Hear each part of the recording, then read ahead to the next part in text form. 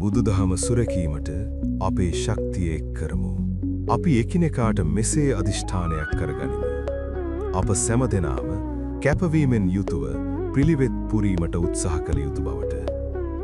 අනාගත අසංඛ්‍යාත පරම්පරාවන් වෙනුවෙන් අප සෑම කෙනෙකුම බුදුදහමේ උල්පතක් විය යුතුයි.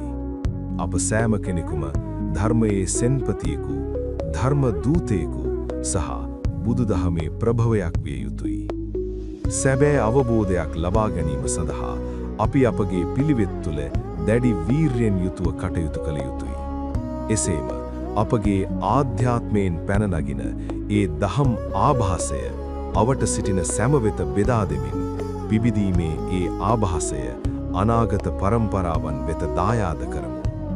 එවිට මනුස් සහජ බුද්ධියට එරෙහිව යන නිසාම බුදුදහම ස්වභාවයෙන්ම පිරිහී යන තත්ත්වයක් කිසිදා ඇති නොවනු ඇත.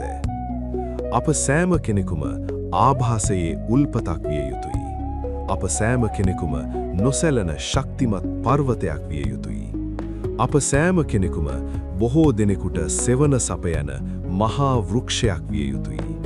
අප සෑම කෙනෙකුම සෑම තැනම ගලා යන බුදුදහමේ ප්‍රභවයක් වී බුදුදහම කිසිදා දුර්වල වීමට ඉඩ නොතබමු.